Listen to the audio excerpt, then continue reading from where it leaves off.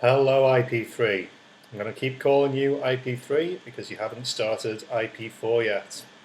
Okay, I'm Teacher Joe, as most of you already know, and today we are going to start our first online review course.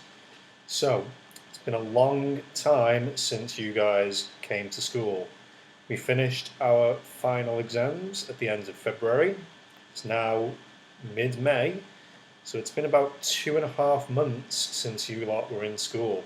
So it's a long time to go without learning. So that's why we're going to watch some videos and do some worksheets and get back into a bit of a routine with school.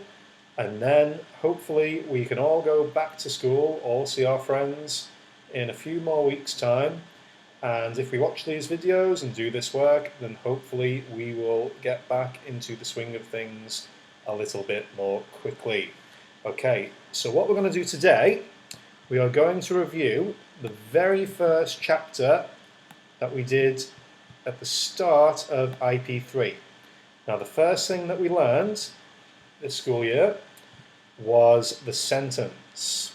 So hopefully you all remember what a sentence is. So, a sentence is a group of words that tells a complete thought. So there's everything that you say is a sentence, usually. And sentences are things like, I went to the park, Teacher John likes to go swimming, or a big brown dog jumped up and down. They are all examples of sentences. Okay. Now, hopefully you will remember, because we did this a lot last year, that a sentence has two parts, a subject and a predicate. Now, before I move on to the next slide, I just want you to try to remember what you think a subject is in a sentence and what you think the predicate of a sentence is. Because we did this again and again and again last year. Okay. The subject of a sentence tells who or what the sentence is about. So that's the first part in a sentence, and it tells you who, so a person, or what, like a thing, like an object or an animal or a place, that the sentence is telling you about.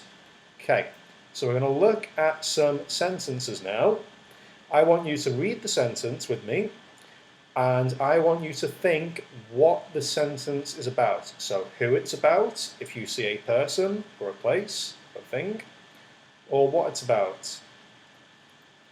Okay, so Luke went to the shop. Luke went to the shop. So we're looking for the subject of that sentence. Do you see a person that sentence is about? Or a place or a thing that sentence is about? Okay, so what I want you to do, look at that sentence and decide in your head what the subject is. I'm going to give you a few seconds to think, and then I'm going to tell you. Okay, the subject of the sentence, Luke went to the shop, is Luke.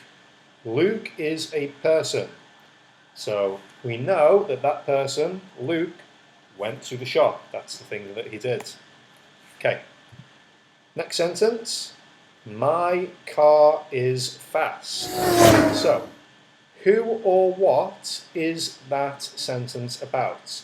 Do you see a person or a thing that sentence is telling you about?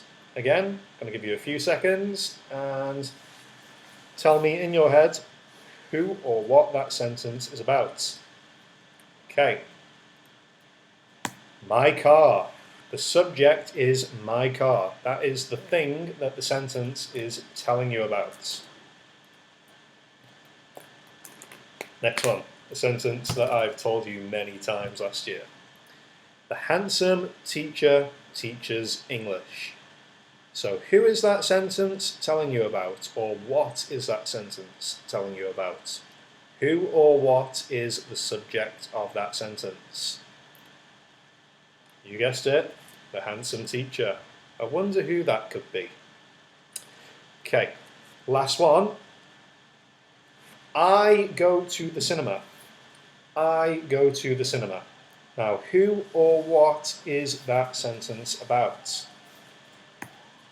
I. So, the other sentences that we've looked at, the subject has been, and it's involved a noun. So, Luke is the name of a person. My car.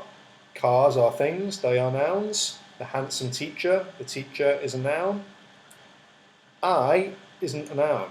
I is a pronoun. But we know that pronouns like I, he, she, it, we, they refer to either people or things. Pronouns are words that replace a noun. So even though that sentence doesn't have a noun, I is still the subject because we have a pronoun.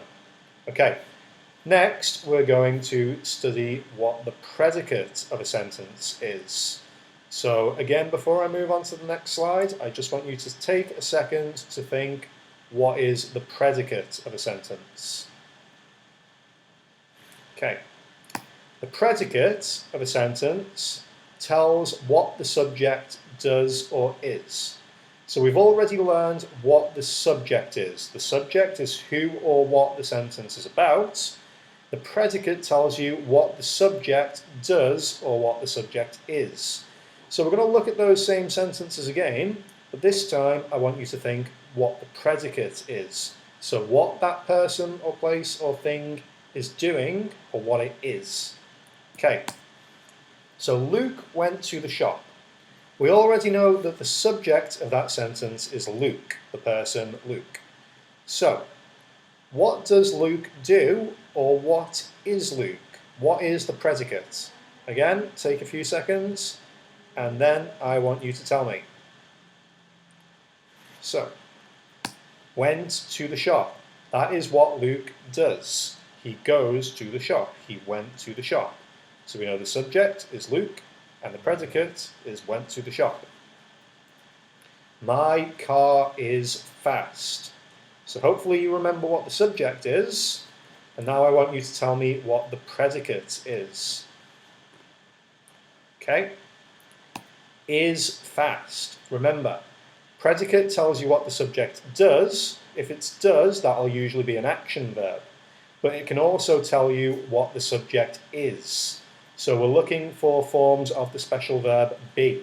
So if you see words like is, or was, or were, or am, or are, they are forms of the special verb be. And that tells you what the subject is. So if you see a word like is, am, are, was, or were, you know that that is the start of the predicate. Next one, the handsome teacher teaches English.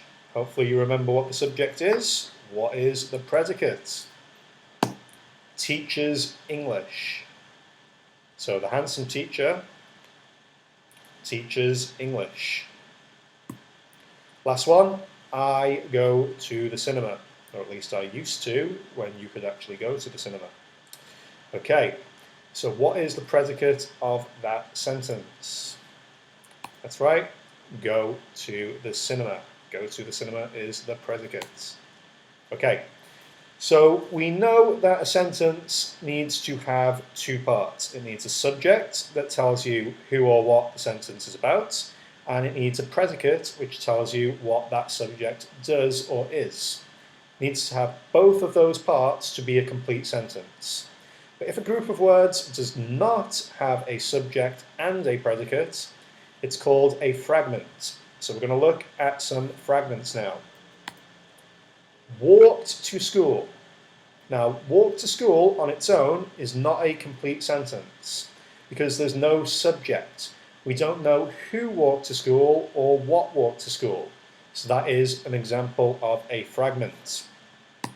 Paul. Paul on its own, that's just a name. We know that Paul is a person, but we don't know what Paul does or what Paul is. So that is another fragment. But if we put those two fragments together, Paul walked to school, now we have both a subject and a predicate. So we have a complete sentence, not a fragment. Okay, now that is the end of our review, but that is not all that you need to do. So, like you've done many times before in IP3, we have a worksheet. So there's a few parts to this worksheet, and I'm going to explain them to you, and then you can complete it at home, and then you can give it to me in a few weeks' time. So, you should see this worksheet. IP3 English Chapter 1, the sentence, review, worksheet, week 1.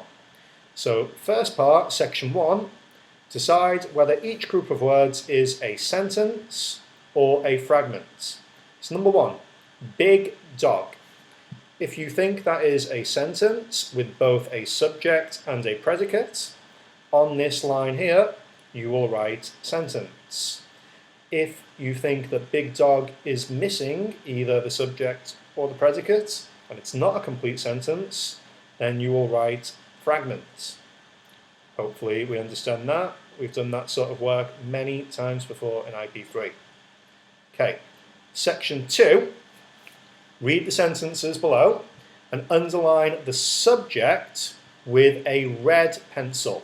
So I want you to have a red pencil. Read those sentences. So the first one, number 11, David went to the beach.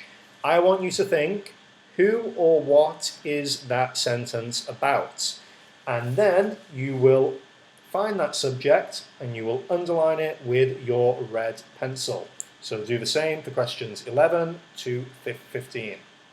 Then the last part, section 3, similar to section 2, but this time we are looking for the predicates, and I want you to use a blue pencil to underline the predicates. So number 16, Jamie went to the zoo. So read that sentence and tell me what the subject does or what the subject is in that sentence. So find the predicate and underline it with a blue pencil. And then that's the same for questions 16 to 20. And when you finish that, you are done. Okay, so that is the end of this lesson. Next week, we're going to carry on with the sentence, but we're going to be looking at the 4 types of sentence.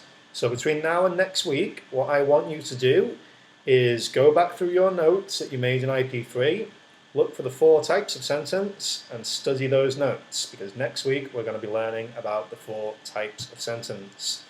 So that's everything from me. I hope you're all okay. Make sure you wash your hands, and I will speak to you next week. Okay, bye bye IP3.